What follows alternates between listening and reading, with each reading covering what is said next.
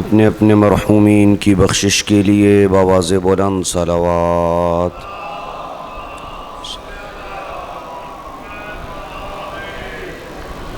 اپنے اپنے بیماروں کی شفا یابی کے لیے بآواز بلند صلوات۔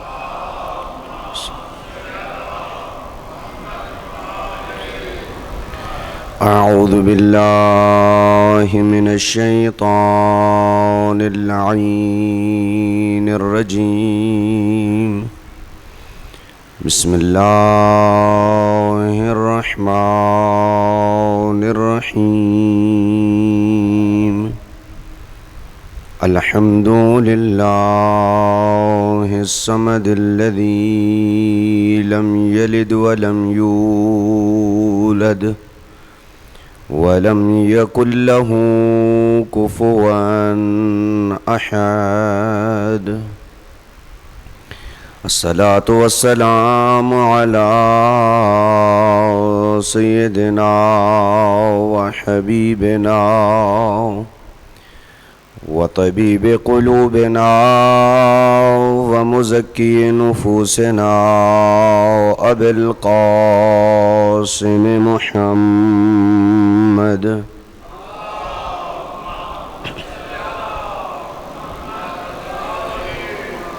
ثم الصلاة والسلام على أهل بيته الطيبين الطاهرين المعصومين الذين ذهب الله عنهم الرجس وطهرهم تطهيرا،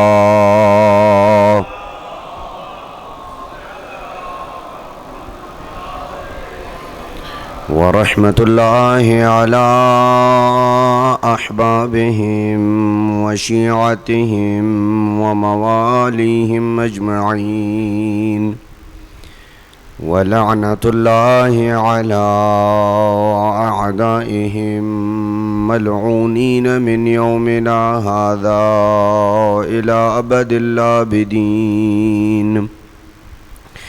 أما بعد، فقد قال الله سبحانه وتعالى في محكم كتابه: أعوذ بالله من الشيطان اللعين الرجيم، بسم الله الرحمن الرحيم، وقال ربكم ادعوني أستجب لكم إن الذين يستكبرون عن عبادتي سيدخلون جہنم داخرین۔ صلوات بر محمد و آل بیت۔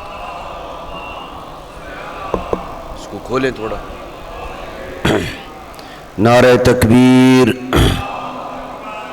نعرہ رسالت، نعرہ حیدری، حسینیت، یزیدیت، بآواز بلند صلوات۔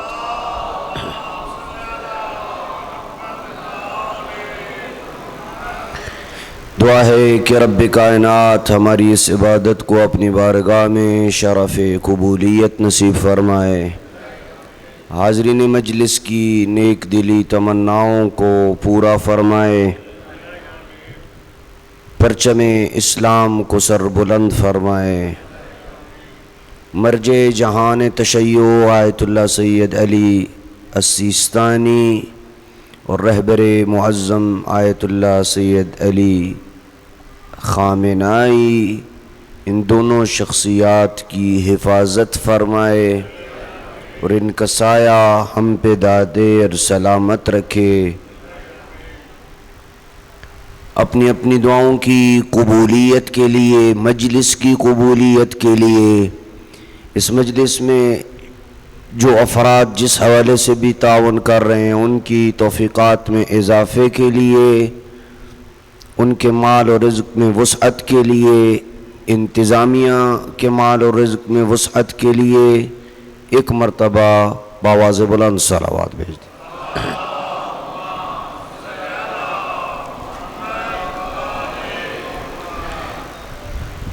عشرہ محرم الحرام کی 5ویں مجلس دعا کے موضوع پہ آپ کی خدمت میں حاضر ہوں، اور جس نقطے کے اوپر گفتگو کل ہم نے روکی تھی وہ یہ کہ سب سے افضل اوقات دعا کے کون سے ہیں۔ کل ہم نے 2 اوقات کا تعارف کروایا تھا کہ شب جمعہ اللہ سبحانہ و تعالی اپنے ایک فرشتے کو مقرر کرتا ہے جو اول شب سے صبح تک ندا دیتا ہے، کوئی ہے جو مجھ سے مانگے میں عطا کروں۔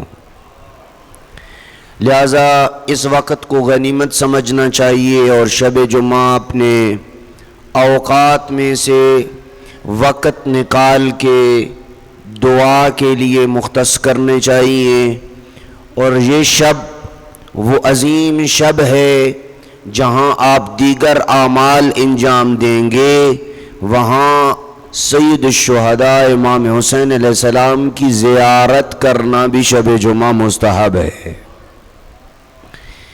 ویسے تو خوش نصیب ہیں وہ افراد کے جو شب جمعہ غریب کربلا کی قبر پہ ہوتے ہیں، لیکن اگر انسان اس ایمان اور اس عقیدے کے ساتھ ائمہ اہل بیت علیہ السلام کی معرفت رکھتے ہوئے اپنے گھر سے ہی اپنے گھر کی چھت پہ ہی کھڑا ہو کے ایک مرتبہ کربلا کی طرف رخ کر کے یہ جملہ کہہ دے، السلام علیک یا ابا عبداللہ روحی لک الفدا یا ابا عبداللہ، اللہ سبحانہ و تعالی اپنے ہادیان برحق کے ذریعے ہمیں یہ پیغام دیتا ہے کہ بندے مومن کی جانے والی یہ زیارت سید الشہداء سنتے بھی ہیں، جواب بھی دیتے ہیں۔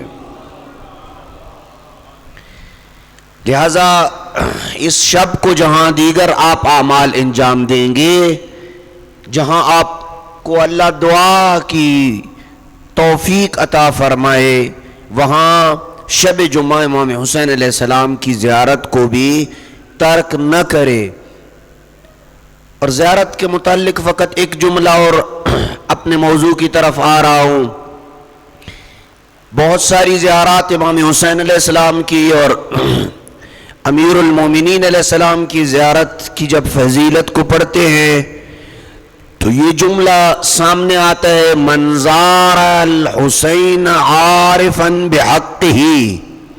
ابھی 4-5 دن کے بعد عاشور آئے گا، جہاں آپ عاشور کے دن ماتم کریں گے، جلوس نکالیں گے، زنجیر زنی کریں گے، دیگر عبادتوں کو انجام دیں گے، وہاں ایک عبادت عاشور کے دن امام حسین کی زیارت ہے۔ من زار الحسین یوم عاشوراء عارفا بحقہ، جو بندہ غریب کربلا کے حق کو پہچانتے ہوئے امام کی زیارت کرے عاشور کے دن۔ کیا حق ہے امام کا؟ روایت کہہ رہی ہے جو بندہ امام کے حق کو پہچانتے ہوئے امام کی زیارت کرے، کان کمن زار اللہ فوق عرشہ، گویا اس نے عرش پہ اللہ کی زیارت کی ہے۔ تو بس یہ جملہ فقط سمجھانا چاہتا ہوں کہ ان کا حق کیا ہے، کہ جس حق کو پہچانے ہم، ان کا حق کیا ہے کہ وہ اللہ کی معصوم مخلوق ہیں۔ ان کا حق یہ ہے کہ وہ اللہ کی زمین پہ ساری کائنات پہ حجت ہے۔ ان کا حق یہ ہے کہ ساری کائنات پہ ان کی اطاعت کو اللہ نے فرض قرار دیا ہے، فقط انسانوں پہ نہیں، چرند پرند، انسان، آگ، پانی، سورج، چاند، ستارے، آسمان، زمین، ان کو اہل بیت جو حکم دے ان پہ لازم ہے کہ اہل بیت کی اطاعت کریں۔ یہ اطاعت ہے۔ یہی وجہ ہے ایک شخص امیر المومنین کے پاس آیا اور اس نے کہا مولا مومن میں اور امیر المومنین میں کیا فرق ہے؟ بڑا پیارا جواب ہے، آپ کی جتنی محبت ہوگی اتنے پیار سے آپ سنیں گے۔ مومن میں اور امیر المومنین میں کیا فرق ہے؟ امیر المومنین نے یوں انگلی اٹھائی اور کہا مومن اگر دیوار کو کہے کہ وہ سونے کی بن جا تو وہ سونے کی بن جاتی ہے۔ ابھی امیر المومنین نے اسے نہیں کہا تھا لیکن وہ سونے کی بن گئی۔ سائل نے کہا مولا آپ نے اسے کہا تو نہیں ہے کہ وہ سونے کی بن جا؟ کہا یہی فرق ہے امیر المومنین میں اور مومن میں۔ مومن کو کہنے کی ضرورت پڑتی ہے، امیر المومنین کو کہنے کی بھی ضرورت نہیں پڑتی۔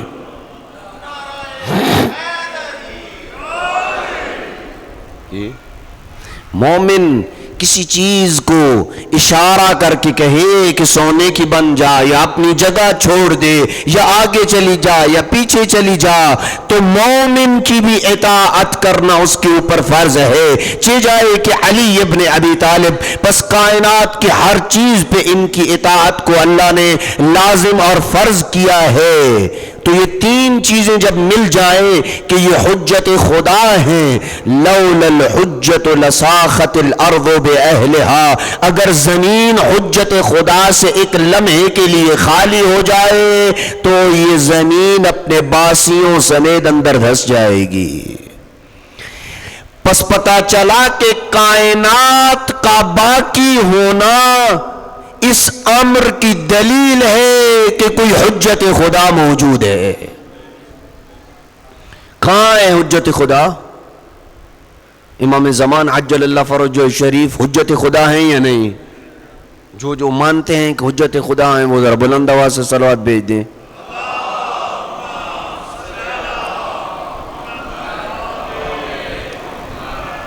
تو جب امام علیہ السلام حجت خدا ہیں تو کدھر ہے امام علیہ السلام؟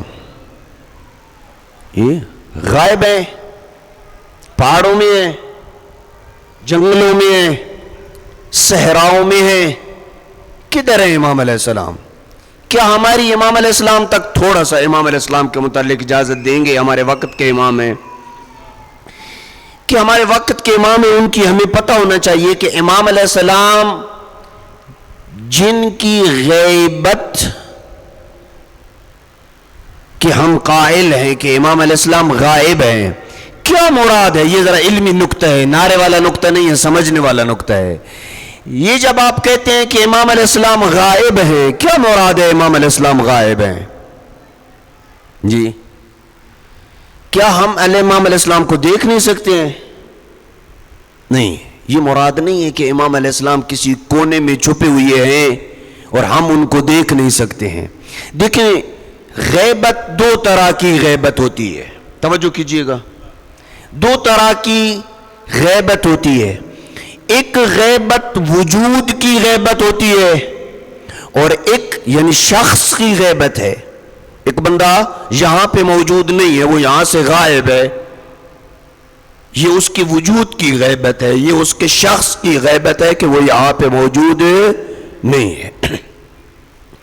ایک دفعہ وجود کی غیبت نہیں ہے، وجود موجود ہے اس مجلس میں لیکن اس کا عنوان غائب ہے، میں نہیں جانتا کہ اس کا عنوان کیا ہے۔ میں اس کی آپ کو مثال دوں، مثلا کوئی بہت بڑی شخصیت ہے، میں نہیں جانتا ہوں کہ وہ مثلا چکوال کا ڈی سی صاحب ہیں، یہ وہ آ کے مجلس میں بیٹھ جاتے ہیں، مجھے نہیں پتا کہ وہ مجلس میں آئے ہوئے ہیں۔ اب وہ مجلس کے اندر تو موجود ہیں لیکن میں نہیں جانتا ہوں کہ یہ ڈی سی صاحب ہیں۔ سمجھ آئیے یا نہیں؟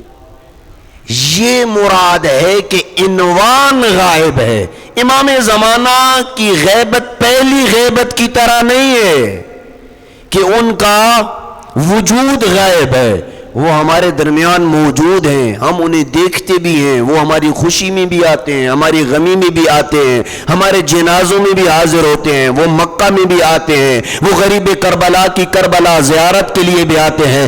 آپ کا کیا خیال ہے جو نجف سے کربلا لاکھوں کروڑوں لوگ 40 پہ امام حسین کی زیارت کے لیے چلتے ہیں، جہاں تجھے اور مجھے یہ توفیق ہوتی ہے عام بندہ چلتا ہے، وہاں 12ویں سرکار نہیں چلتی ہوگی؟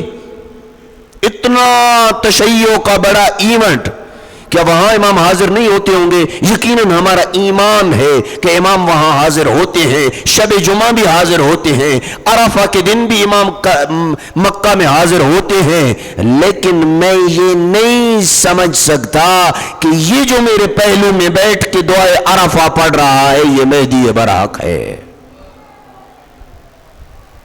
بس امام علیہ السلام یہ غیبت امام علیہ السلام کی وجود کی غیبت نہیں ہے، شخص کی غیبت نہیں ہے، امام علیہ السلام کے عنوان کی غیبت ہے، وہ ہمارے اندر موجود ہے۔ یہی وجہ ہے جب امام علیہ السلام ظہور کریں گے نا، ظہور کے بعد بہت سارے لوگ کہیں گے اس ہستی کو تو میں نے فلاں جگہ پہ دیکھا تھا، اس ہستی کو تو میں نے کربلا میں دیکھا تھا، مکہ دیکھا تھا، مدینہ دیکھا تھا۔ کیوں؟ اس لیے کہ وجود غائب نہیں ہے، عنوان غائب ہے۔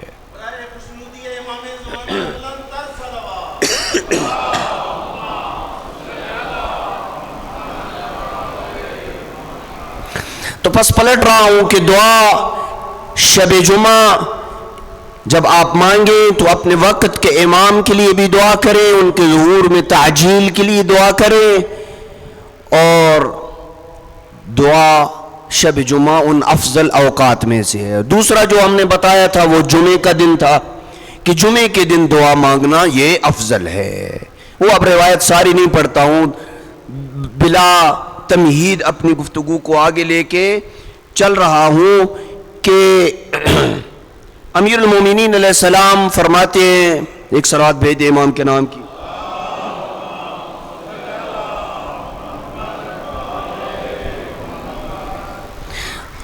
امیر المومنین علیہ السلام فرماتے ہیں تفتح ابواب السماء فی 5 مواقیت، 5 اوقات میں آسمان کے دروازے کھول دیے جاتے ہیں۔ جی آج آپ ٹھنڈے ٹھنڈے لگ رہے ہیں۔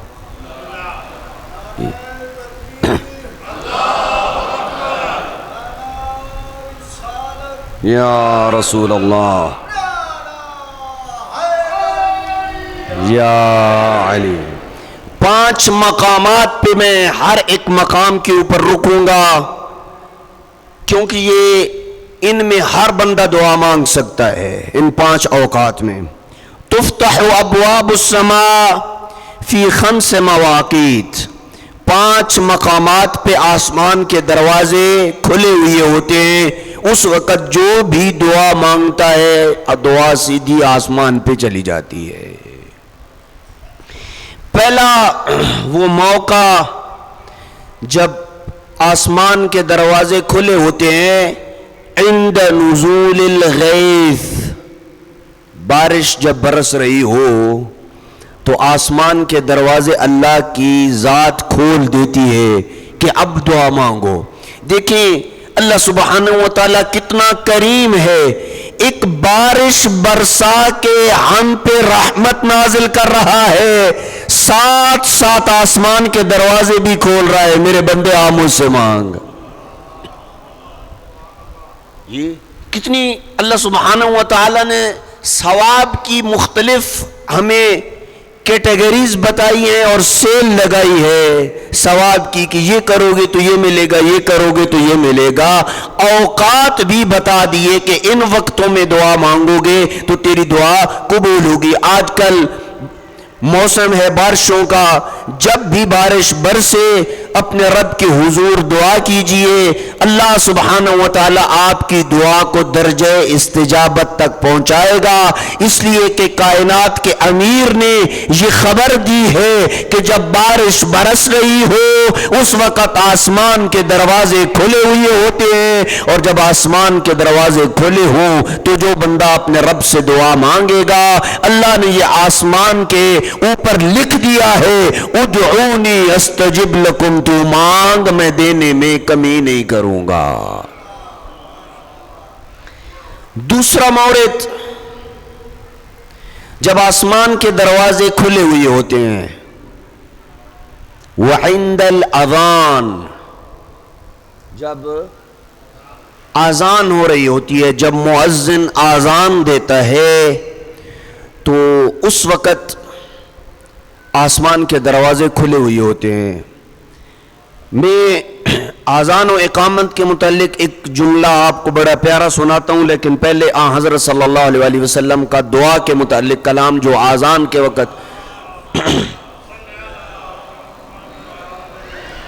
وہ سن لیجئے۔ پیغمبر اکرم فرماتے ہیں الدعاء بین الاذان والاقامت لا یرد، آذان اور اقامت کے درمیان مانگی جانے والی دعا رد نہیں ہوتی ہے۔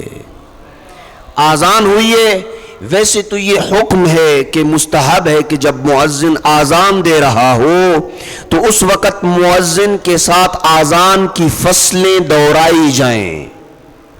جی، مؤذن نے کہا اللہ اکبر، آپ اس کے ساتھ اللہ اکبر دہرائیں۔ مؤذن نے کہا اشہد ان لا الہ الا اللہ، آپ اس کے ساتھ یہ دہرائیں۔ مؤذن نے کہا حی علی الصلاۃ، آپ اس کے ساتھ یہ کلمات دہرائیں۔ یہ کلمات دہرانا اس کے ساتھ خود یہ مستحب ہے، اس کا اجر اور ثواب ہے، لیکن اگر تو چاہتا ہے تیری دعا درجہ استجابت تک پہنچے تو اذان اور اقامت کے درمیان ایک کام یہ کرنا ہے کہ دعا مانگنی ہے، اور جو بندہ اس وقت دعا مانگے گا اللہ اس کی دعا کو قبول کرتا ہے۔ اور ایک چھوٹا سا عمل اور تعلیم دے رہا ہوں کہ اذان اور اقامت کے درمیان جو بندہ سر سجدے میں رکھ کے یہ ذکر پڑھتا ہے، جو ذکر ابھی بتانے لگا ہوں میں، ادھر اذان ختم ہوئی اور آپ نے سر سجدے میں رکھا اور یہ جملہ کہا رب سجدت لک خاضعا خاشعا ذلیلا۔ دوہرا رہا ہوں، پھر جنہوں نے نوٹ کرنا ہے وہ نوٹ کر لیں۔ رب سجدت لک خاضعا، اے پالنے والے میں نے تیرے لیے سجدہ کیا ہے، خاضعا خاشعا، خضوع و خشوع کے ساتھ۔ یہ جو سجدہ ہے نا، یہ سجدہ ایسی عبادت ہے کہ روایت میں ہے کہ بندہ جب سجدے کی حالت میں ہوتا ہے تو اپنے رب کے سب سے زیادہ قریب سجدے کی حالت میں ہوتا ہے۔ کسی حالت میں بندہ اللہ کے اتنے قریب نہیں ہوتا جتنا سجدے کی حالت میں قریب ہوتا ہے۔ ایک بندہ حضرت صلی اللہ علیہ وسلم کی خدمت میں آیا، صلوات بھیج دیں حضرت کی ذات کے اوپر۔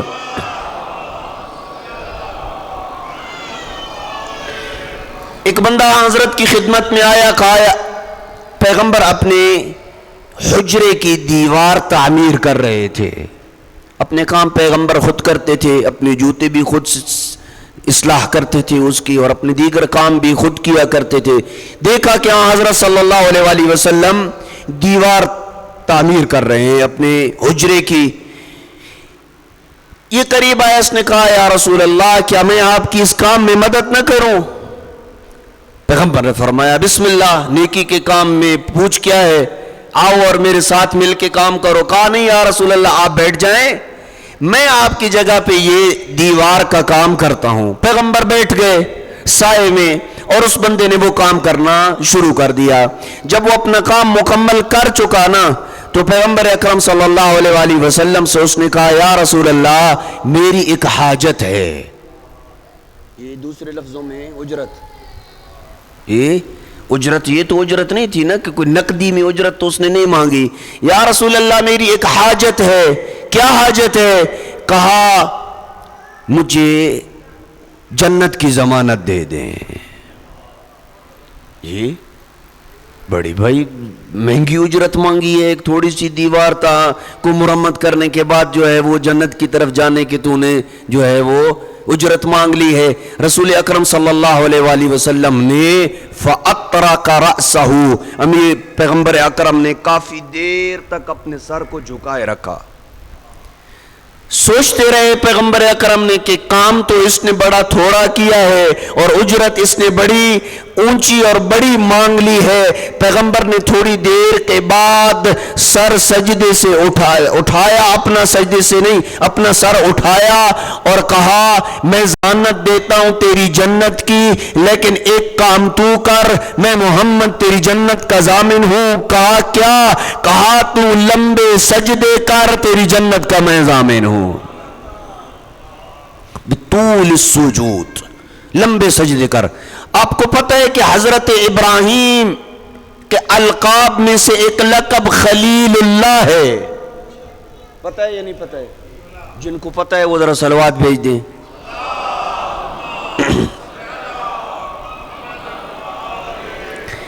حضرت ابراہیم بہت سارے الہی منصبوں کے اوپر فائز تھے، منصب نبوت، منصب رسالت، منصب امامت، منصب خلت، یعنی خلیل اللہ، اللہ کے خلیل تھے۔ آپ کو پتہ ہے کہ حضرت ابراہیم اس خلیل اللہ کے منصب پہ کس وجہ سے فائز ہوئے؟ لکثرت سجودہ و طولہ، لمبے سجدے کرنے کی وجہ سے خلیل اللہ بن گئے۔ لمبے سجدے کرنے میں اللہ سبحانہ و تعالی نے بہت زیادہ اجر رکھا ہے۔ لہذا جب سجدے میں ہونا، آذان اور اقامت کے درمیان واپس پلٹ رہا ہوں اپنی بات کی طرف، جب آپ سجدے میں ہوں تو کیا ذکر پڑھنا ہے آپ نے، اور اس کا اجر آپ کو اللہ کی ذات کیا دے گی؟ رب سجدت لک خاضعا خاشعا ذلیلا، اے اللہ میں تیری بارگاہ میں خضوع و خشوع کے ساتھ اور اپنے نفس کو ذلیل سمجھ کے تیرے سامنے سجدہ ریز ہوں۔ رب کے سامنے کوئی تکبر نہیں ہے۔ اچھا اگر آپ نے یہ پڑھ لیا، میرے خیال 1 سیکنڈ بھی شاید یا 2 سیکنڈ لگ جائیں گے، رب سجدت لک خاضعا خاشعا ذلیلا، اگر آپ نے یہ پڑھ لیا تو کیا اللہ اجر دے گا؟ اللہ اپنے مخلوق کے دلوں میں تیری محبت کو ڈال دے گا۔ یہ بڑی بات ہوتی ہے کہ اللہ مخلوق کے دلوں میں کسی کی محبت کو ڈالے۔ ہر بندے کے دل میں دوسرے بندے کی محبت اور احترام نہیں ہوتا ہے۔ اگر آپ چاہتے ہیں کہ اللہ سبحانہ و تعالی آپ کی محبت لوگوں کے دلوں میں ڈال دے تو آذان اور اقامت کے درمیان سر سجدے میں رکھ کے دعا بھی مانگے اور ساتھ یہ ذکر بھی پڑھے، رب لک سجدت خاضعا خاشعا ذلیلا۔ ایک صلوات بھیج دیں محمد و اہل بیت محمد۔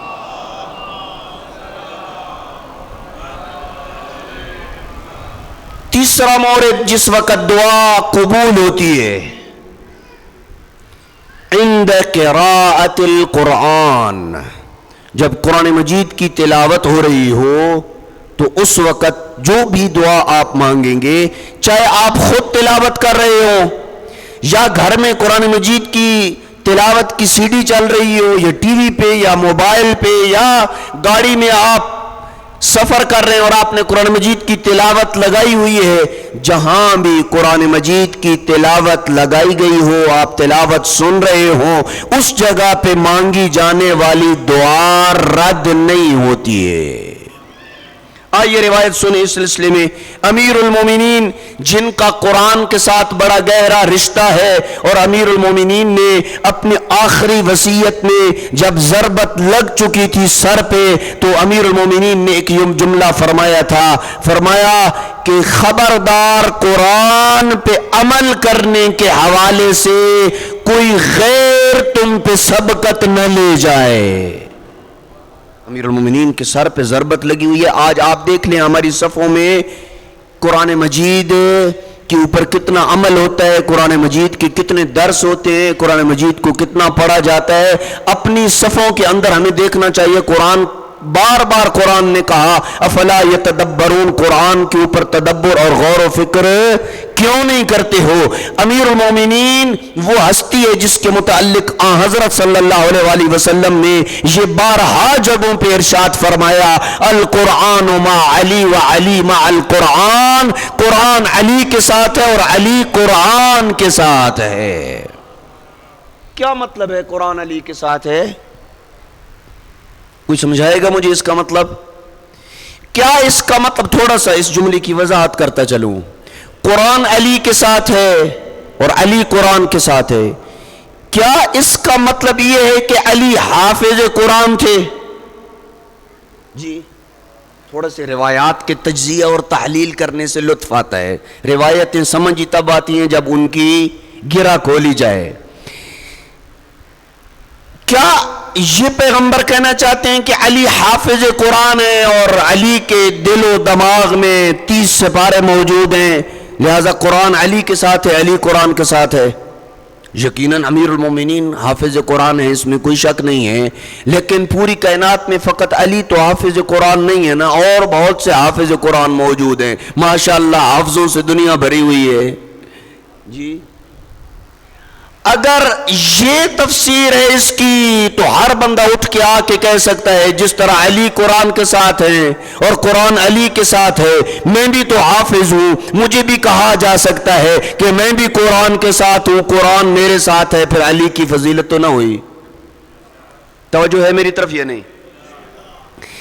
کیا یہ مراد ہے کہ علی کے جیب میں کوئی پاکٹ سائز قرآن ہوتا تھا؟ جیسے آج کل پاکٹ سائز قرآن آ گئے ہیں، آج کل تو اتنے چھوٹے سے بھی آ گئے ہیں، تعویذ نما ہوتے ہیں جو گلے میں لٹکا دیے جاتے ہیں، آپ جدھر بھی جائیں قرآن مجید آپ کے ساتھ ہے۔ کیا یہ مراد ہے کہ علی ابن ابی طالب کے گلے میں، جیب میں، بازو کے اوپر کوئی چھوٹا سا قرآن بندھا ہوا ہوتا تھا، قرآن علی کے ساتھ ہے، علی قرآن کے ساتھ ہے، یہ مراد ہے؟ اگر یہ لی جائے تو آج سارے ہم جاتے ہیں چکوال اردو بازار میں، چھوٹا سا قرآن لے کے آتے ہیں، اپنے جیب میں رکھ لیتے ہیں، پھر میں بھی قرآن کے ساتھ ہوں اور قرآن بھی میرے ساتھ ہے، پھر بھی امیر المومنین کی فضیلت نہ رہی۔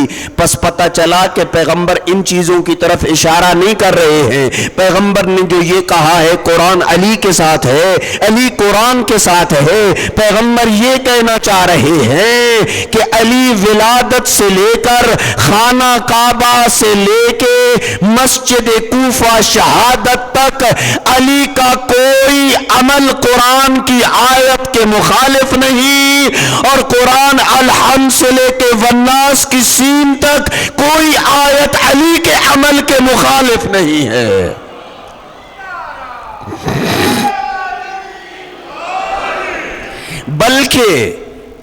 بلکہ یہ خطابت نہیں ہے، یہ حقیقت ہے جو میں آپ کے سامنے بیان کر رہا ہوں، بلکہ ایک قدم اگر آپ اور آگے بڑھائیں تو بات یہاں تک نکل جاتی ہے کہ علی کا قرآن سے تعلق ایسا ہے کہ اللہ سبحانہ و تعالی نے ایک عجیب حکمت رکھی ہے اس عمل کے اندر کہ اللہ سبحانہ و تعالی کو علی کا عمل اتنا پسند آتا گیا، علی عمل کرتا گیا، خالق قرآن بناتا گیا۔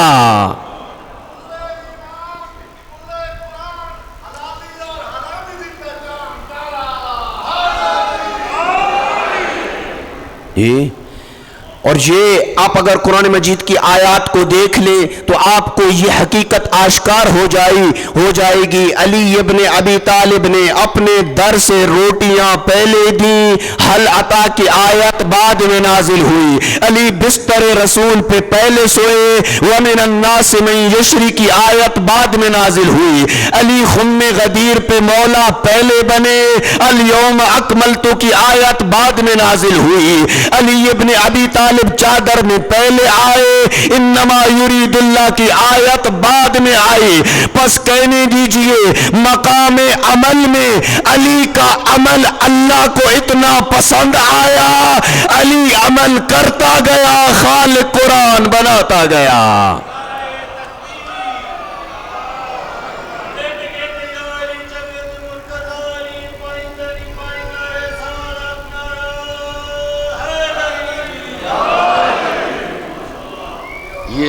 یہ مومنوں کی گولی ہے۔ دیکھیں کیسے بیدار ہو گئے ہیں یہ. تو غرض یہ ہے کہ امیر المومنین کا ایک رشتہ ہے، تعلق ہے قرآن سے. وہی امیر المومنین کیا کہہ رہے ہیں کہ جب دعا آپ نے مانگنی ہے اور تلاوت قرآن مجید آپ نے کرنی ہے تو اس وقت آپ آ کے دعا مانگیں گے تو آپ کی دعا کیسے قبول ہوگی. آئیے امیر المومنین فرماتے ہیں من قرأ، توجہ کیجئے گا، نعرہ آپ نے لگا لیا، میری مطلب کی بات سنیے گا. من قرأ 100 آیت من القرآن، جو بندہ قرآن کی 100 آیتیں پڑھے، کوئی بھی قرآن مجید کی 100 آیتیں پڑھے، جس صورت سے قرآن کی 100 آیتیں اٹھا کے پڑھے، ثم قال یا اللہ 7 مرات، 100 آیتیں پڑھنے کے بعد 7 مرتبہ یہ کہے یا اللہ یا اللہ یا اللہ، 7 مرتبہ یہ کہے. امام علیہ السلام فرماتے ہیں فَلَوْ دُعَاءَ عَلَى الصَّخْرَةِ لَقَلَعَهَا، یہ 7 مرتبہ یا اللہ کہنے کے بعد اور 100 آیتیں پڑھنے کے بعد اگر وہ کسی پتھر اور چٹان کے اوپر دعا مانگے اللہ اس چٹان کو اکھاڑ دے گا. یعنی مجرب عمل ہے کہ 100 آیتیں قرآن مجید کی پڑھ لو، اور پھر کتنا ٹائم لگتا ہے؟ میرا خیال آدھا گھنٹہ بھی شاید نہ لگتا ہو. آپ روزانہ تو 100 آیتیں تو قرآن مجید کی پڑھ ہی لیتے ہوں گے. 100 آیتیں پڑھی، اس کے بعد یا اللہ یا اللہ یا اللہ یا اللہ یا اللہ یا اللہ یا اللہ 7 مرتبہ کہیں اور کسی چیز کی بھی دعا مانگے. امیر المومنین فرماتے ہیں پتھر پہ اگر تو نے دعا مانگی ہے، چٹان پہ اگر تو نے دعا مانگی ہے، لقلعہا، اللہ اس کو اکھاڑ دے گا. ایک صلوات بھیج دیں محمد و اہل بیت محمد کو.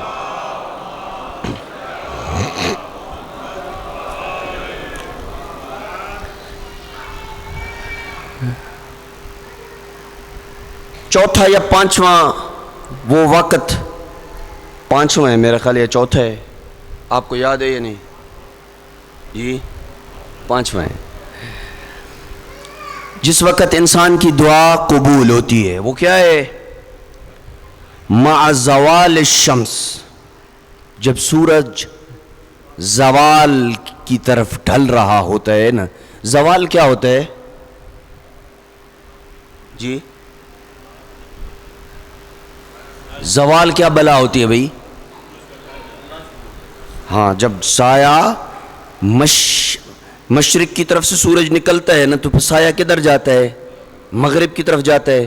جب مغرب کی طرف سے سایہ بالکل ختم ہو کے یا کم رہ کے مشرق کی طرف بڑھنا شروع ہو جاتا ہے نا تو اس کو کیا بولتے ہیں؟ زوال بولتے ہیں. ٹھیک ہے، زوال کے وقت جو ہے وہ دعا قبول ہوتی ہے. امام محمد باقر علیہ السلام فرماتے ہیں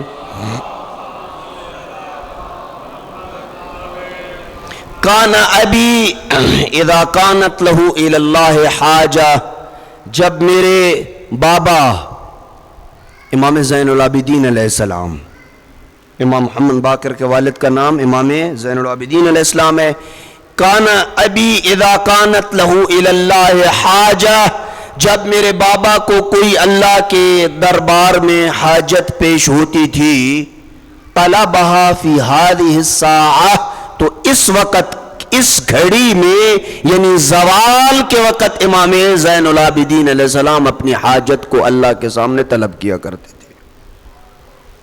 جی زوال کے وقت، جب زوال ہو تو اس وقت آپ مصلی بچھا کے 2-4 منٹ کے لیے پہلے بیٹھ جائیں، جو ہی زوال ہو اس وقت اپنی حاجت کو طلب کریں.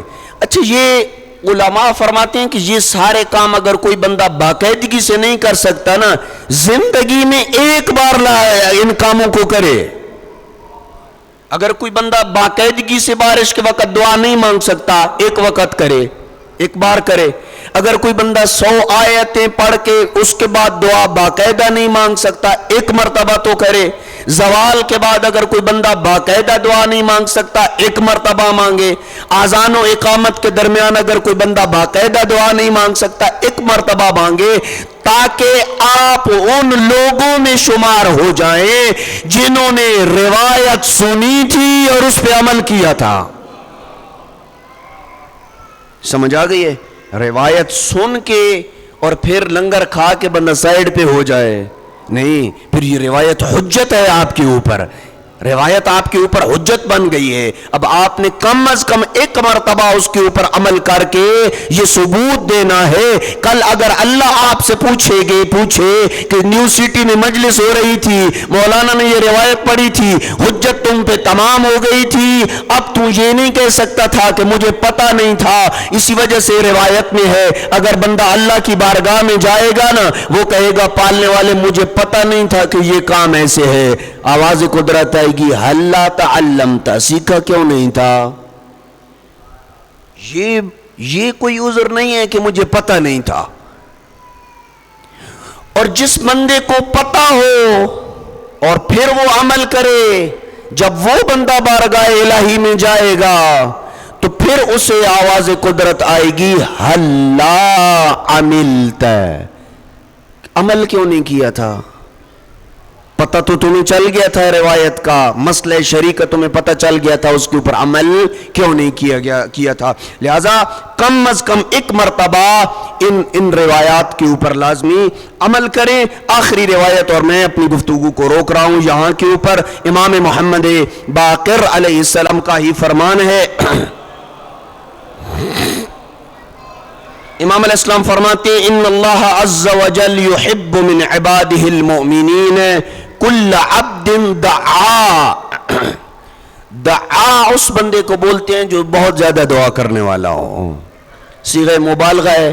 دعا بہت زیادہ جو بندہ دعا کرتا ہے.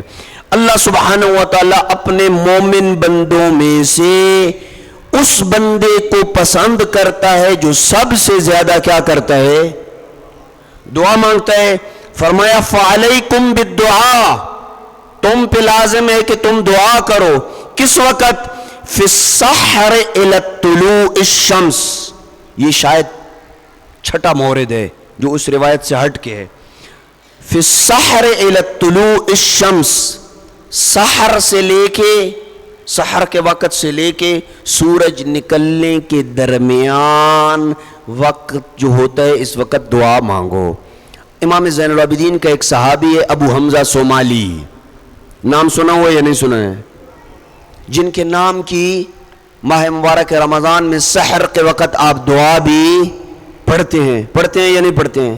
دعا ہے، آپ پڑھتے ہیں یا نہیں پڑھتے؟ آپ مفاتیح الجنان کے اندر بھی ہے اور بڑی پڑھنے والی دعا ہے، دعائے ابو حمزہ صومالی. یہ امام علیہ السلام کا شاگرد ہے ابو حمزہ صومالی. امام علیہ السلام کے پاس گھر میں جاتا ہے صبح صبح. امام کی دیوار کے اوپر کچھ چڑیاں بیٹھی تھیں اور وہ چیخ رہی تھیں چڑیاں. امام علیہ السلام کے پاس یہ پہنچا تو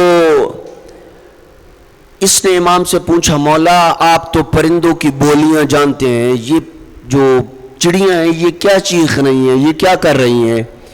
امام علیہ السلام نے فرمایا اے ابو حمزہ صومالی لا تنامن قبل طلوع الشمس، سورج نکلنے سے پہلے مت سویا کر، نہ سویا کر. کیوں؟ ان اللہ یقسم ارزاق العباد فیہا ویجریہا علی ایدینا. اس وقت میں یعنی سورج نکلنے سے پہلے اللہ اپنے بندوں کا رزق تقسیم کرتا ہے، اللہ اپنے بندوں کو رزق دیتا ہے. ولیکن یجری علی ایدینا، لیکن دیتا ہم پنجتن کے وسیلے سے ہے. ولیکن یجری علی ایدینا، ہمارے ہاتھوں پہ جاری کر کے دیتا ہے. اب وہ کون سا رزق ہے جو اہل بیت دیتے ہیں؟ وہ آٹا بوری تمہارے گھروں میں نہیں پہنچاتے ہیں. یہ اس کی تفسیر ہے کہ وہ کون سا رزق ہے. رزق فقط یہ کھانے والی چیزوں کو ان کو نہیں کہا جاتا ہے. رزق کی اپنی اپنی تفسیریں ہیں رزق کی کہ رزق سے کیا مراد ہے. اگر وقت کے کبھی دامن میں گنجائش ہوئی یا رزق کے اوپر مستقل ایک اشرے کی ضرورت ہے کہ رزق ہوتا کیا ہے، رزق کے اسباب کیا ہے، کن چیزوں سے رزق بڑھتا ہے، کن کاموں سے رزق کم ہوتا ہے، کن چیزوں سے انسان کا رزق بڑھ سکتا ہے، یہ مستقل ایک ٹاپک ہے اور اس کے اوپر متعدد کتابیں لکھی گئی ہیں۔ بہت سارے ایسے اعمال ہیں کہ جن کے انجام دینے سے انسان کی عمر بھی بڑھتی ہے اور انسان کا رزق بھی بڑھتا ہے۔ ابھی وقت کے دامن میں گنجائش نہیں ہے کہ میں ان چیزوں کو آپ کے سامنے چھیڑوں۔ ایک صلوات بھیج دیں محمد و اہل بیت محمد کی ذات۔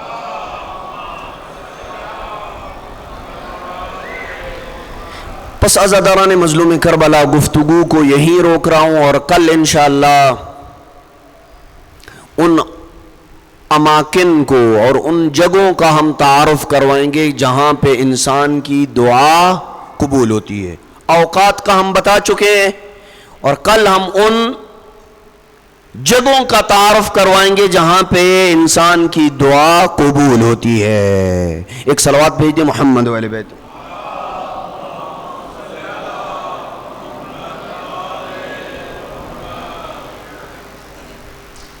5 محرم الحرام کا دن ہمارے معاشرے میں منسوب ہے سفیر کربلا مسلم ابن عقیل کے نام سے۔ مسلم ابن عقیل باب الحوائج ہیں۔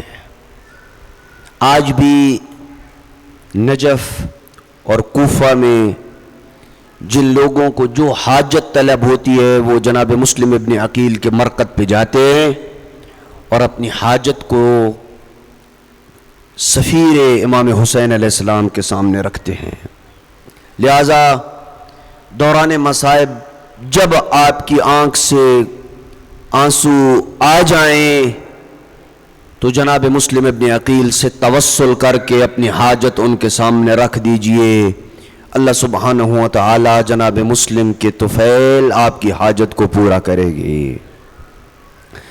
عزاداران مظلوم کربلا، کئی ہزار خط غریب کربلا کو کوفہ سے مل چکے تھے اور امام مکہ میں قیام پذیر تھے۔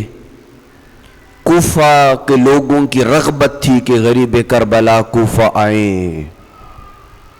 مولا کوفہ آئیے، کوفہ کے حالات آپ کے حق میں سازگار ہیں اور آ کے یہاں کی حکومت میں اپنا حصہ ڈالیے۔ امام علیہ السلام نے کوفہ کے ہزاروں خطوط کا جواب ایک خط میں دیا۔ توجہ میری طرف رہے۔ ایک خط میں لکھا کہ میں اپنا قابل اعتماد فرد انی بعثت الیکم ثقتی و اخی و ابن عمی، میں تمہاری طرف اپنے چچا زاد، اپنے بھائی اور اپنے قابل اعتماد شخص کو روانہ کر رہا ہوں۔ عزاداران مظلوم کربلا، ذرا غریب کربلا کے جملوں پہ غور کیجئے نا۔ جس کو حسین قابل اعتماد کہیں، اللہ جانے اس کے اعتماد کا لیول کیا ہوگا۔ میں اپنا قابل اعتماد بندہ تمہاری طرف بھیج رہا ہوں۔ مسلم نے خط لیا، آنکھوں سے لگایا، دیر تک مسلم اور امام میں غریب کربلا ایک دوسرے کی باہوں میں باہیں ڈال کے رو رہے تھے۔ امام علیہ السلام اپنے علم امامت سے جانتے تھے مسلم کے ساتھ یہ میری آخری ملاقات ہے، اس کے بعد مسلم کا دیدار نہیں ہو سکے گا۔ عزاداران مظلوم کربلا، مسلم آئے، مدینہ سے ہوتے ہوئے غلط پڑھتے ہیں وہ لوگ کہ مسلم اپنے 2 بچوں کو بھی لے کے گئے تھے۔ مسلم اپنے بچوں کو لے کے نہیں گئے تھے، مسلم کے بچے پیچھے امام حسین علیہ السلام کے پاس ہی تھے، اکیلے نکلے تھے۔ امام حسین علیہ السلام ایک مشن پہ بھیج رہے تھے جناب مسلم ابن عقیل کو۔ جناب مسلم ابن عقیل مدینہ سے ہوتے ہوئے، کربلا کے رستوں سے ہوتے ہوئے کوفہ پہنچے۔ کوفہ آئے، اہل کوفہ کو جمع کیا، غریب کربلا کا خط سنایا، بیعت کا سلسلہ شروع ہو گیا۔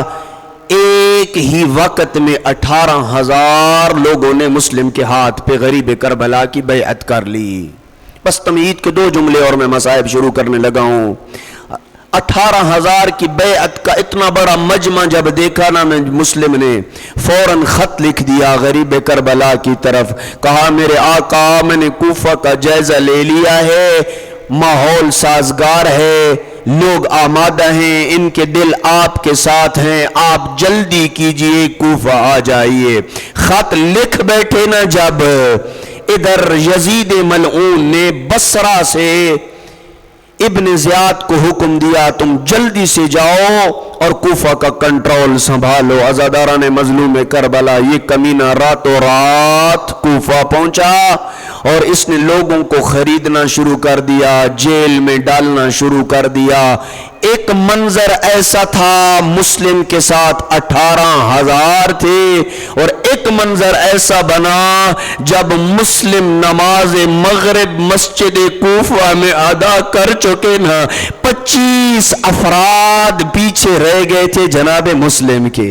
اجرکم اللہ، نماز عشاء سے جو ہی فارغ ہوئے نا، مڑ کے دیکھا چند افراد ہیں جو مسلم ابن عقیل کے ساتھ رہ گئے ہیں۔ جناب مسلم ابن عقیل نے یوں رخ کیا مسجد کوفہ کے دروازے کی طرف، جب مسجد کوفہ کے صدر دروازے پہ پہنچے نا، مڑ کے دیکھا، دائیں بھی دیکھا بائیں بھی دیکھا، حالت یہ تھی مسلم ابن عقیل کو کوفہ کا رستہ بتانے والا کوئی نہیں تھا۔ انجان شہر ہے، کبھی اس گلی میں چلے جاتے ہیں، کبھی اس گلی میں چلے جاتے ہیں۔ عزاداران مظلوم کربلا ساری دن کی جنگ کرتے کرتے زخموں سے چور ہوا مسلم ایک بند گلی میں داخل ہوتا ہے، دیکھتا ہے ایک خاتون ہے اپنے بیٹے کا انتظار کر رہی ہے، قریب آئے، کہا اے کنیز خدا، کیا مجھے پانی کا کوئی گھونٹ مل سکتا ہے؟ سلام ہو اس گھرانے پہ، مانگا ہے تو فقط پانی ہی مانگا ہے، پانی کے علاوہ کچھ نہیں مانگا۔ یہ خاتون اندر گئی، ایک جام پانی کا بھر کے لائی اور پانی پی کے مسلم تھکا ہارا تھا، یوں دیوار کے ساتھ ٹیک لگا کے بیٹھتا بیٹھتا زمین پہ بیٹھ گیا۔ تو اندر گئی، جلدی سے واپس آئی، دیکھا یہ جوان دروازے پہ بیٹھا ہوا ہے، کہا اے جوان، حالات کوفہ کے بڑے خراب ہیں، تو نے کیوں میرے دروازے پہ آسرا لیا ہے؟ اٹھ اور اپنے گھر چلا جا۔ گھر کا نام آیا، مسلم کی آہ نکل گئی، کہا جس کا پردیس میں کوئی گھر نہ ہو وہ کدھر جائے؟ کہا کون ہو تو؟ کہا میں مدینہ سے ہوں۔ مدینہ کا نام آیا، کہا مدینہ کدھر سے ہو؟ کہا محلے بنی ہاشم سے۔ محلے بنی ہاشم کا نام آیا، تو نے دونوں ہاتھ قدموں پہ رکھے، کہا جلدی کر بتا تو کون ہے؟ کہا میں سفیر حسین ہوں، مسلم ابن عقیل ہوں، اور کوفیوں نے مجھ سے بے وفائی کر دی ہے۔ اجرکم اللہ۔ عزاداران مظلوم کربلا بڑی عزت سے اندر لے کے آئی، بستر بنا کے دیا، کھانا دیا۔ کہاں کھانا تناول کرنا تھا، میرے آقا تھوڑی دیر کے لیے آرام کرنے کے لیے آنکھ لگ گئی، خواب میں دیکھا امیر المومنین ہیں، بال کھلے کھلے ہوئے ہیں، رو رو کے کہتے ہیں مسلم جلدی کرو، ہم تیرے انتظار میں ہیں۔ مسلم سمجھ گئے میری زندگی کے وقت ختم ہو چکے۔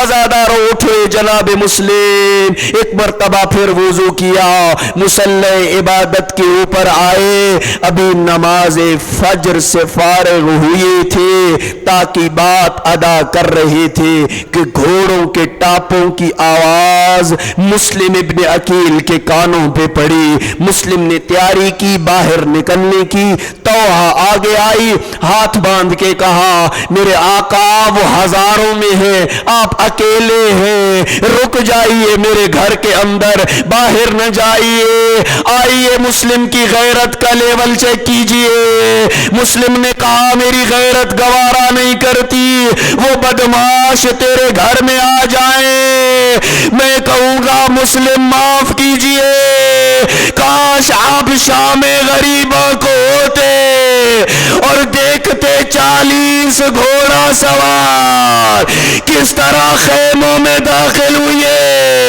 اور بیویاں دوڑ رہی تھی، بچے گھوڑوں کی ٹاپوں تلے روندے جا رہے تھے۔ اجرکم اللہ عزاداران مظلوم کربلا ایک منزل بڑھاتے ہاں مسلم کے مصائب کی طرف۔ مسلم باہر ہے، بڑی جنگ کی ہے جناب مسلم ابن عقیل نے، فوج ختم ہو گئی، اسعد نے اشعث نے کہا اور فوج بھیجو، کہا ایک بندہ تم سے نہیں مارا جا رہا، کہا تو نے مجھے کسی کوفہ کے سبزی فروش کے سامنے نہیں بھیجا، اس کی رگوں میں علی کا خون ہے، اور بندے بھیجو۔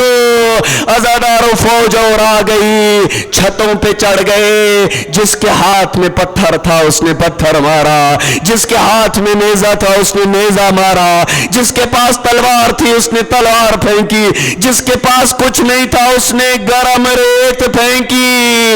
عزاداروں دھوکے سے ایک گڑھا کھودا گیا، مسلم ابن عقیل کو اندر گرایا گیا، تلوار کوار مسلم کے ہونٹ پہ لگا، دندان شہید ہو گیا۔ گرفتار کر کے، رونے کے لیے میں کہتا ہوں اتنا بڑا جملہ پڑھنے لگا ہوں، جناب مسلم ابن عقیل کو گرفتار کر کے جب لے کے جا رہے تھے نا، مسلم کی آنکھوں سے آنسو جاری تھے۔ کمینے نے پوچھا، تانا دیا اور کہا جو ایسے کام کرتے ہیں وہ پھر روتے نہیں ہیں، رو کیوں رہے ہو؟ کیا موت سے ڈر گئے ہو؟ مسلم نے کہا کمینے میں اپنے لیے نہیں رو رہا، او میں تو غریب کو خط لکھ چکا ہوں، وہ اکیلے بھی نہیں آ رہا، وہ پردہ دار بہنوں کے ساتھ آ رہا ہے۔ اجرکم اللہ عزاداران مظلوم کربلا، مسلم ابن عقیل کو لایا گیا، کہا سلام کرو یہ امیر ہے، کہا مالی الامیر سوى الحسین، حسین کے علاوہ میرا کوئی امیر نہیں ہے۔ کہا کوئی آخری خواہش؟ کہا پانی کا جام دے دو۔ پانی آیا، مسلم نے پانی پینا چاہا، پانی خون آلودہ ہو گیا، جام الٹ دیا، دوبارہ پھر پانی لایا، خون آلودہ ہو گیا، جام آلودہ ہو گیا، خون آلودہ ہو گیا، پھینک دیا۔ میں کہوں گا مسلم تو کربلا کا پہلا شہید ویسے تو نہیں بن گیا، کربلا کا ہر شہید دنیا سے پیاسا گیا ہے، تو بھی پیاسا دنیا سے جائے گا۔ عزاداروں پیاسا دارالامارہ کے چھت پہ لائے گئے، مسلم کو کہا 2 رکعت نماز ادا کرنے دو۔ نماز کا عاشق گھرانہ، نماز کا عاشق گھرانہ وضو کیا، 2 رکعت نماز ادا کی، تلوار چلی۔ عزاداروں سر تو رہ گیا دارالامارہ کے چھت پہ، جسم گرا زمین پہ، کاش کمینوں نے اس پہ اکتفا کیا ہوتا، مسلم کے پاؤں میں رسیاں ڈالی، مدین مکوفہ کے شہر میں مسلم کے لاشے کو کبھی اس گلی پہ آیا جاتا، کبھی اس چوک پہ آیا جاتا۔ عزادارو یہ منظر ہے کوفہ کا، آئیے اس منظر کی طرف توجہ میری ختم ہو گیا مصائب، اس منظر کی طرف جہاں امام حسین کربلا کی طرف بڑھ رہے ہیں۔ کوفہ سے آتے ہوئے 2 گھوڑے سواروں کو دیکھا، قریب آئے، کہا مجھے بتاؤ کوفہ کے حالات کیا ہے؟ کہا کیا اکیلے میں سنو گے یا اپنے صحابہ اپنے ساتھیوں کے سامنے سنو گے؟ کہا سب کے سامنے بتاؤ، میں اپنے اصحاب سے کوئی بات چھپانا نہیں چاہتا۔ کہا جب ہم چلے تھے نا کوفہ سے، ہانی اور مسلم کے پاؤں میں رسیاں تھی، کبھی ادھر پھر آیا جا رہا تھا، کبھی ادھر پھر آیا جا رہا تھا، انا للہ و انا الیہ راجعون۔ راجعون پڑھا۔ اب جن کے چھوٹے چھوٹے بچے ہیں نا، 4-5 سال کی بچی ہے خصوصاً جس گھر میں، وہ میرے اس جملے کو بڑے اچھے طریقے سے سمجھ سکیں گے۔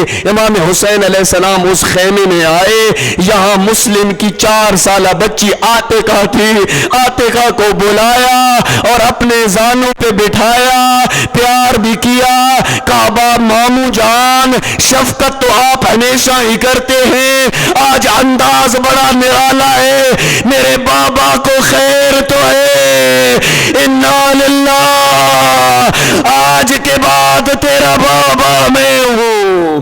سن سکو گے اگلا جملہ؟ اپنی بہن زینب کو بلایا، بہن زینب فلاں منزل پہ میں نے اپنی سکینہ کے لیے در لیے تھے، وہ در لے کے آؤ۔ عاتقہ کو در پہنائے، شفقت کا سر رکھا، پیار کیا۔ ایک منظر اور بنا، خیمے میں 4 سالہ سکینہ یہ منظر دیکھ رہی تھی، جس کا بابا دنیا سے مارا جائے نا اس کو در پہنائے جاتے ہیں، اس کے ساتھ شفقت کی جاتی ہے۔ عزادارو یہی وجہ ہے عصر عاشور کو بابا کی طرف دوڑی تھی، شاید کوئی شفقت کرے، اور ایسا اجر رسالت ملا، کانوں سے تازہ خون روا ہوا۔ اجرکم اللہ، ختم ہو گئی میری مجلس۔ عزادارو مسلم ابن عقیل کی آخری مصیبت پڑھنے لگا ہوں۔ عزادارو مسلم کی شہادت ہو گئی، واقع کربلا بھی ہو گیا۔ واقع کربلا کے بعد اسیران کربلا کو جب گرفتار کر کے زنجیروں میں جکڑ کے ابن زیاد کے سامنے لایا گیا نا، سید سجاد توکوں میں جکڑے ہوئے تھے اور سر جھکا ہوا تھا۔ کمینے نے پوچھا تھا یہ جوان کون ہے؟ کہا یہ بنو ہاشم کا جوان ہے۔ کہا میں نہیں مانتا یہ بنو ہاشم کا جوان ہے۔ کہا کیوں؟ کہا ٹھیک 1 مہینہ پہلے میرے اسی دربار میں ایک ہاشمی آیا تھا، اس نے مجھے امیر نہیں مانا تھا، سر اس کا بلند تھا اور اس نے بڑی عزت سے شہادت پائی تھی۔ یہ کیسا ہاشمی ہے جس کا سر جھکا ہوا ہے؟ بیمار کربلا نے سر اٹھایا، کہا کمینے آیا کر میرے ساتھ ننگے سر پھپھی آئے۔ اس ہاشمی کے ساتھ زینب جیسی پھپھی نہیں تھی۔ انا للہ و انا الیہ راجعون۔ وَسَيَعْلَمُ الَّذِينَ ظَلَمُوا أَيَّ مُنْقَلِبٍ يَنْقَلِبُونَ۔ پروردگارہ بحق محمد و اہل بیت محمد ہمارے گناہ معاف فرما، ہمارے والدین کے گناہ معاف فرما، ہمارے اساتذہ کرام کے گناہ معاف فرما۔ پروردگارہ تجھ تیری عزت و جلالت و کبریائی کا واسطہ عزاداری سید الشہداء کی حفاظت فرما، عزاداروں کی حفاظت فرما، ملت تشیع کی حفاظت فرما، پرچم اسلام کو سر بلند فرما، دشمنان اہل بیت کو نیست و نابود فرما، عزاداری کے دشمنوں کو نیست و نابود فرما۔ پروردگارہ جو بے اولاد ہیں ان کو اولاد نرینہ عنایت فرما، جو مقروض ہیں ان کے قرضوں کو ادا فرما، پریشان حال مومنین کی پریشانیوں کو دور فرما۔ پروردگارہ ہمارے جن بچوں اور بچیوں نے امتحانات دے رکھے ان میں انہیں نمایاں کامیابیاں نصیب فرما۔ پروردگارہ تجھے تیری عزت و جلالت و کبریائی کا واسطہ ہمارے وقت کے والی اور وارث امام زمان کے ظہور میں تعجیل فرما، ان کی آواز پہ لبیک کہنے کی توفیق نصیب فرما۔ اس مجلس میں جن جن مومنین نے تعاون کیا ہے، خاص طور پہ عون علی، عاطف علی، احسن علی، حاجی محمد یعقوب، زوجہ حاجی محمد یعقوب، زوار طیب، حسین محمد خان، سید صفی حیدر، ان سب کو صحت و سلامتی عطا فرما، ان کے مال اور رزق میں وسعت نصیب فرما، اور ان کے اہل خانہ کو صحت و سلامتی نصیب فرما۔ اور حاجی ریاض حسین، والدین حاجی ریاض حسین، حاجی محمد ایوب، زوجہ حاجی محمد ایوب، والدین حاجی محمد ایوب، جاوید اقبال، حاجی منظور حسین، پروردگارہ ان کی مغفرت فرما، ان کے درجات بلند فرما۔ حاضرین مجلس کے تمام مرحومین کو شفاعت سیدہ نصیب فرما، قبر کی منازل کو آسان فرما، لوائے حمد کا سایہ نصیب فرما۔ ربنا تقبل منا انک انت أنت السميع العليم بجاه النبي وآل بيته الطيبين الطاهرين المعصومين.